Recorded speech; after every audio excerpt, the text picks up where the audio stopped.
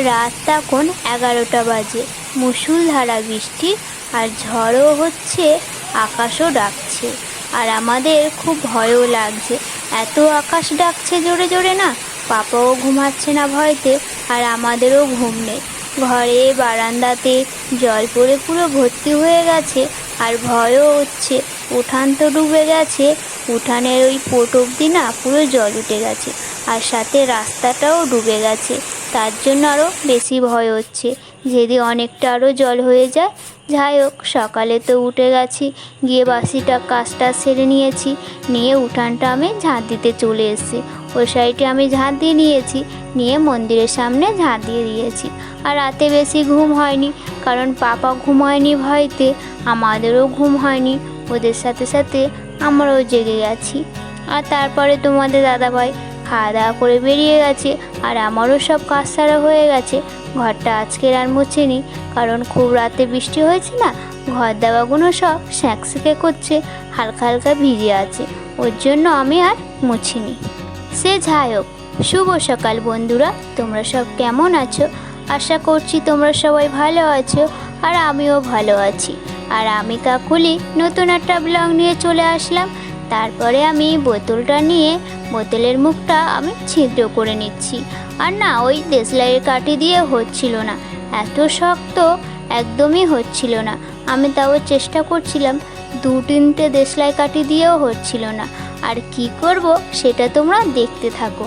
আর তারপরে আমি ছুরিটা গরম করে নিয়ে আর কি আমি ছিদ্রটা করে নেব, না হলে দেশলাই কাঠি হচ্ছিল না। তার জন্য আমি ছুরিটাও গরম করে নিচ্ছি, নিয়ে আর ছিদ্র করা দেখো আমার হয়ে এসছে। আর ছুরিটা গরম করে নেওয়ার পর দেখলাম সহজে হয়ে গেল।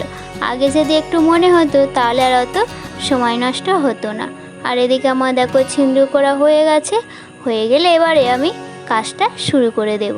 জলের জন্য চারদিকে মশা পুরো ভর্তি হয়ে গেছে, এত মশা হয়েছে বলার মতন না। আর এবারে দেখো আমি ওই বোতলটা নিয়ে ফিনাইল দিয়ে জল আর ফিনাইল গুলে আমি চারদিকে দিয়ে দিচ্ছি। ওপরে যে পাখিগুলো আছে না, ওরা পটি করে আর কাঁচা কাঁচা মাছ খায়, এত গন্ধ থাকা যায় না, তার জন্য আমি ফিনাইল দিয়ে দিচ্ছি। আর আমি মশাও হয়েছে, একটু ফিনাইলগুলো দিলাম, যদি একটু গ্যাস গন্ধগুলো যায় আর মশাগুলো যদি একটু মরে। জানি ফিনাইলতে মশা মরে না, তাও দিলাম। ওইদিকে ফিনাইলটা দিয়ে এসে আমি জামা কাপড়গুলো কেচে নিচ্ছি। আর ওই জামাটায় থেকে এত রং উঠছে, এবারে করে কেনা হয়েছে, তাও জামাটায় থেকে পুরো গল গল করে রং উঠছে, কাঁচা রং মনে হয় ওই জন্য উঠে গেছে। বেশি জামা কাপড় নেই, ওই 2টো মতন গামছা আর তোমাদের দাদাভাইয়ের কটা জামা আর প্যান্ট, ওগুলো কাঁচা হয়ে গেছে। আর প্যান্টটা কেচে নিলে হয়ে যাবে। আর প্যান্টটা এত মোটা না, কাচতে একটু অসুবিধা হচ্ছিল, আর ময়লাও হয়েছিল। আর আমি ওইদিকে ব্রাশটাও করে নিচ্ছিলাম। সব জামা কাপড় ধোয়া হয়ে গেছে, লাস্টে আমি আর কি প্যান্টটা ধুয়ে নিচ্ছিলাম। আর প্যান্টটা মোটা না, জলটা যাচ্ছিল না, ওর জন্য আমি লাস্টে ধুয়েছি। আর এই জামা কাপড়গুলো কালকেরে, ওগুলো শুকায়নি, মা সকালবেলা রোদ্দুরে বার করে দিয়েছে, রোদ ওঠানি, আকাশটা মেঘলা মেঘলা, হালকা হালকা হাওয়া ছেড়েছে, তার জন্য মা বার করে দিয়েছে যাতে একটু শুকিয়ে যায়। আর আমি ওইদিকে দেখো জামা প্যান্টগুলো আমি মেলে দিয়ে দিয়েছি। আর ওপরে ওই কাক আছে না, পটি করে দেয় ওইখানটায়, তাও ভয় হচ্ছিল, তাও ওখানে দিলাম। এইদিকে গার ভাড়া তো পুরো ভর্তি হয়ে গেছে না, ওই জন্য আমি ওই সাইডে দিয়ে দিয়েছি। স্নান করে চলে এসেছি রান্নাঘরে আলুটা কেটে নিতে। আর সকালে পটল আলুর তরকারি করেছিলাম, সেটা অল্পটুকু আছে, দুপুরে হবে না, তার জন্য আমি রাতের জন্য আর দুপুরের জন্য বেশি করে একটু তরকারি করে নেব।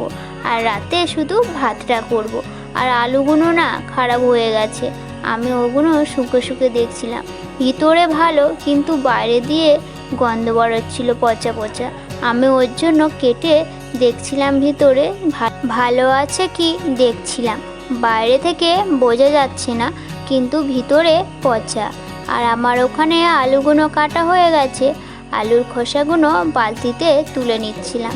সবজি টবজিগুলো কেটে আমি ওই বালতিতে খোসাগুলো রেখে দিই, পরে আমি ফেলে দিই। ওইদিকে তরকারিটা আমি বসিয়ে দিয়েছি।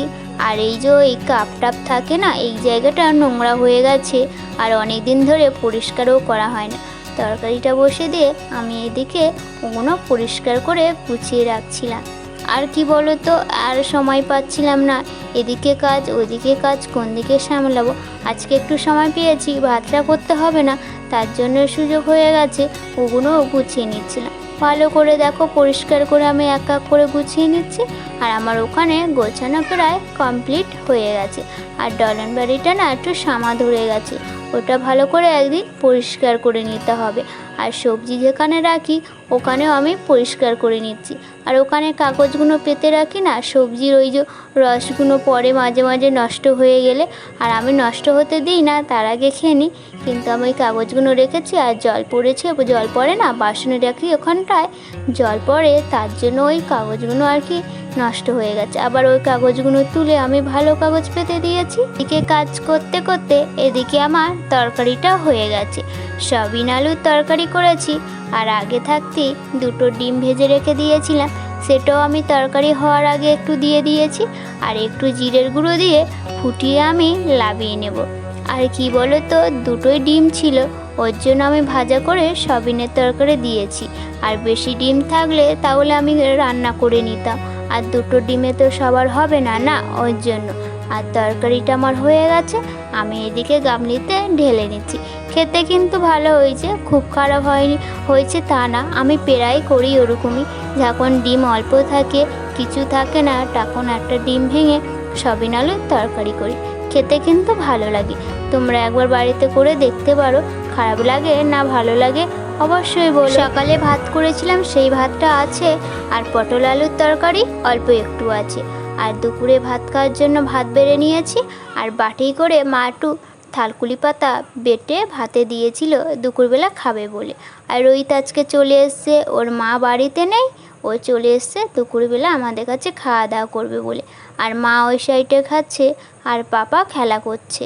যাই হোক বন্ধুরা, আমি এখন ভাত খাই, তোমরা সবাই ভিডিওটা দেখো।